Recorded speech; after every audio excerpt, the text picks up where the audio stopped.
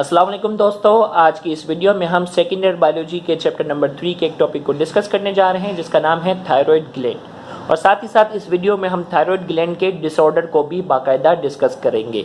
तो इस लेक्चर को शुरू करने से पहले आपको बताते चलें कि ये लेक्चर डॉक्टर अली असगर की तरफ से डिलीवर किया जा रहा है और ये हमारे YouTube channel Sindh board teaching पर अपलोड किया गया है। अगर आपने अब तक हमारे इस चैनल को सब्सक्राइब नहीं किया तो काइंडली आज ही आप हमारे इस चैनल को सब्सक्राइब करें और साथ ही साथ बेल आइकन को लाजमी क्लिक करें ताकि हमारी अपलोड करता तमाम वीडियोस की नोटिफिकेशन आपको रिसीव हो सके। तो आइए हम स्टार्ट करते हैं। थायराइड ग्लैंड की हम बात करते हैं तो सबसे पहले हम बात करते हैं लोकेशन, ये कहाँ पाया जाता है। It is located at the base of neck. हमारी जो गर्दन है ना, हमारी गर्दन जो है उसकी बेस पर बाकायदा इसकी बेस पर मौजूद होता है, जैसा कि आपको जो है वो डायग्राम में बाकायदा नज़र भी आ रहा होगा। शेप की अगर हम बात करते हैं, it is bilobed and butterfly shape. अब देखो भाई क्या होता है, ये हमारी जो है वो ट्रेकिया है।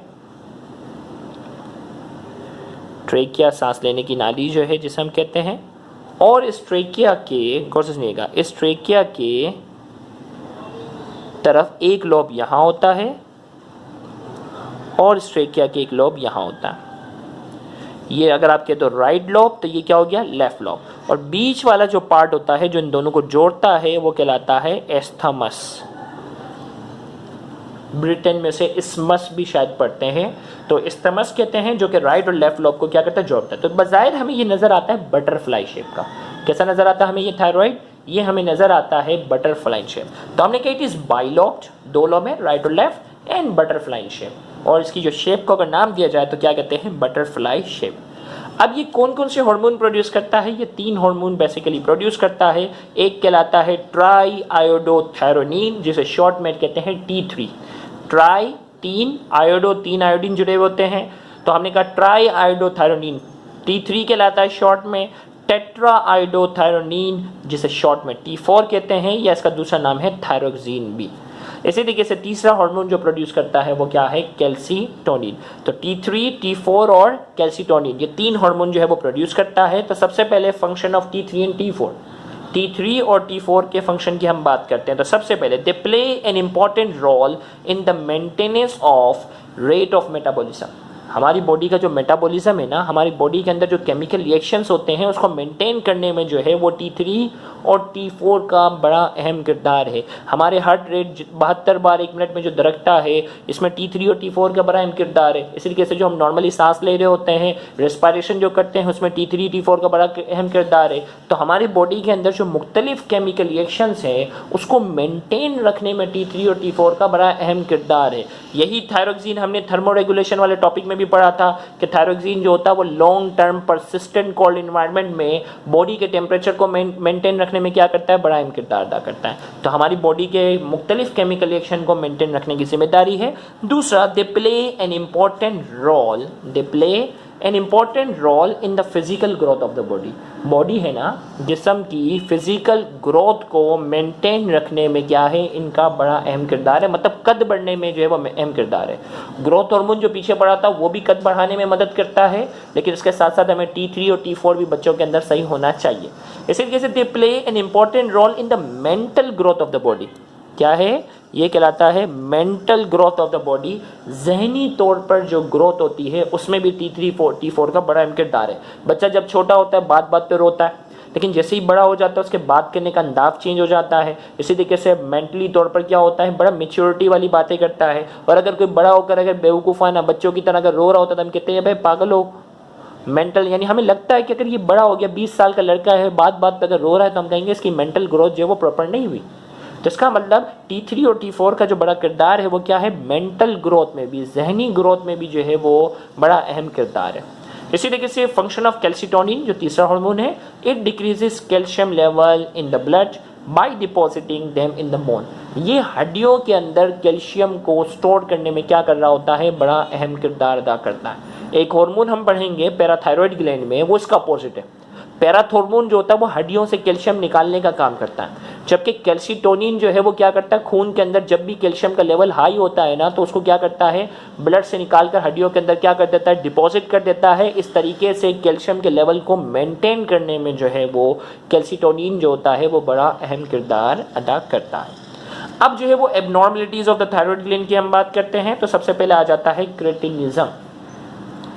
क्रेटिनिज्म की अगर हम बात करते हैं, it is the condition in which there is a decrease level of T3 and T4 in the blood during childhood.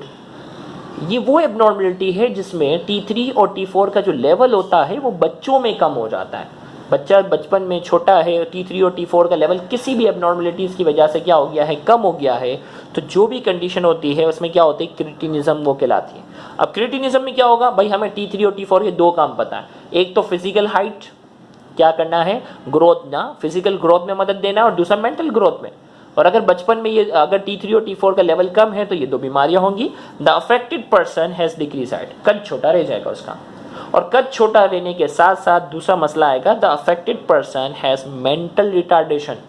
जहनी तौर पर अफेक्टेड जो मुतासरा शख्स होगा, बच्चा जो होगा, वो मेंटल रिटार्डेड होगा, जहनी तौर पर क्या होगा, माजूर होगा। मेंटल रिटार्डेशन का मतलब है IQ less than 50।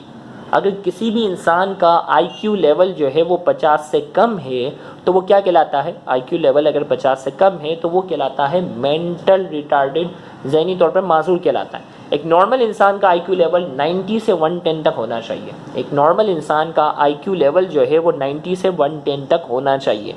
Albert Einstein जो जहानत की मिसाल दी जाती है, तो अल्बर्ट आइंस्टाइन का IQ लेवल 160 था, 160 उसका IQ लेवल था, इसीलिए बहुत ज़्यादा जीनियस माना जाता था। और मौजूदा दौर में जो है वो कई ऐसे लोग हैं जिनका IQ लेवल जो है वो अल्बर्ट आइंस्टाइन से भी क्या है, ज़्यादा है। तो हमने कहा कि ये मेंटल रिटार्डेड होगा क्योंकि मेंटल डेवलपमेंट के अंदर, मेंटल ग्रोथ के अंदर भी T3 और T4 का बड़ा अहम किरदार है। इसी तरीके से अगर बड़े होने के बाद अगर T3 और T4 का लेवल कम हो जाता है तो उस कंडीशन को हम नाम देते हैं माइक्सिडीमा। माइक्सिडीमा या इसे शॉर्ट में सिंपल अल्फाजों में हाइपोथायरॉयडिज्म भी हम कहते हैं। बड़े होने के बाद अगर ये प्रॉब्लम आती है, it is a condition in which there is a decrease level of T3 and T4 in the blood during adulthood. बड़े होने के बाद अगर T3 और T4 का लेवल जो होता है वो ब्लड में कम हो जाता है तो उस कंडीशन को हम नाम देते हैं माइक्सिडीमा, या उसे हम कहते हैं हाइपोथायरॉयडिज्म। अब देखो भाई, अब हाइट पर तो फर्क नहीं पड़ेगा क्योंकि एडल्टहुड पे आ गए, कद तो जो बढ़ना था वो बढ़ गया, मेंटल डेवलपमेंट भी जो होनी थी वो हो गई। तो अब कैसे पता चले क्या अलामत होगी, सबसे पहले इट हैज़ फॉलोइंग सिम्टम्स। इसकी क्या क्या अलामत होंगी, the affected person become lazy, क्योंकि हमारी बॉडी के मुख्तलिफ केमिकल रिएक्शन जो है ना, हमारी बॉडी के मुख्तलिफ केमिकल रिएक्शन को जो परफॉर्म करवाने की जो जिम्मेदारी थी, मेंटेन रखने की जिम्मेदारी थी, वो T3 और T4 की थी ना। तो T3 और T4 का लेवल कम है तो इंसान सुस्त होगा। द पर्सन बिकम ओबीस, मोटापा आना शुरू हो जाएगा, क्योंकि जो खाना वो खा रहा है, वो खाना जो है वो केमिकल एनर्जी में यूटिलाइज नहीं हो रहा, वो फैट की शक्ल में क्या होना शुरू हो जाएगा, जमा होना शुरू हो जाएगा। Temperature of the body decrease, हमें मालूम है T4 का जो काम हमने थर्मो रेगुलेशन में पढ़ा था ना, बॉडी के टेम्परेचर को मेंटेन रखना है। अगर T4 सही तरीके से प्रोड्यूस नहीं हो रहा तो बॉडी का टेम्परेचर कम होगा। स्किन बिकम ड्राई, स्किन जो होगी वो क्या होगी, खुश्क होगी। ही बिकम्स कोल्ड इंटॉलरेंस, क्या हो जाएगा, सर्दी उससे बर्दाश्त नहीं होगी। नॉर्मली क्या होता है, ठंडे इन्वायरमेंट में क्या होता है कि थायरोक्सिन का लेवल हाई हो जाता है और हम सर्दी को बर्दाश्त कर लेते हैं, लेकिन अब थायरोक्सिन तो प्रोड्यूस नहीं हो रहा, बॉडी का टेम्परेचर मेंटेन नहीं हो रहा, तो उससे सर्दी बहुत ज़्यादा लगेगी। वो कहेगा डॉक्टर साहब मुझे सर्दी बहुत लगती है। स्किन ड्राई होगी। रेट ऑफ रेस्पिरेशन डिक्रीज, सांस लेने का अमल जो होगा वो स्लो होगा। हार्ट रेट डिक्रीज होगी। ब्लड प्रेशर भी इसमें क्या होता है, डिक्रीज होता है। अगर T3 और T4 का लेवल अगर ज़्यादा हो जाए तो एग्जैक्ट इसका अपोजिट होगा, हाइपरथायरॉयडिज्म कहलाता है। It is a condition in which there is increase level of T3 and T4 in the blood during adulthood. बड़े होने के बाद T3 और T4 का लेवल अगर ज़्यादा हो जाता है तो वो कहलाता है हाइपरथायरॉयडिज्म। और उसकी अलामत इससे क्या हो जाएंगी, opposite. The person become weak, वजन कम हो जाएगा उसका। वो कहेगा डॉक्टर साहब 1 महीने पहले वजन मेरा बिल्कुल सही था, अब 1 महीने के अंदर मेरा 8 किलो वजन कम हो गया है। तो बोलेंगे भाई खाना वगैरह खाते हो, सही, बोलेगा खाना सही खा रहा हूँ मैं।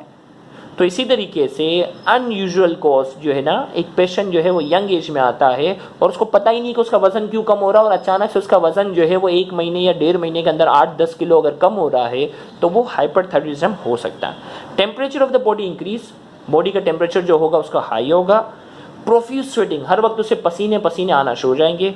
ही बिकम हीट इंटॉलरेंस, गर्मी उससे बर्दाश्त नहीं होगी क्योंकि थायरोक्सिन का लेवल ज़्यादा है ना, उससे बहुत ज़्यादा गर्मी लगेगी। रेट ऑफ रेस्पिरेशन इंक्रीज, सांस जो है वो तेज़ी से लेगा, हार्ट रेट इंक्रीज, दिल की धड़कन उसे तेज़ महसूस होगी, क्योंकि डॉक्टर साहब मुझे घबराहट हो रहा है, घबराहट मतलब बिला वजह उसकी दिल की धड़कन जो होगी वो तेज़ महसूस होगी। Blood pressure increase, blood pressure भी क्या हो सकता है, ज़्यादा हो सकता है।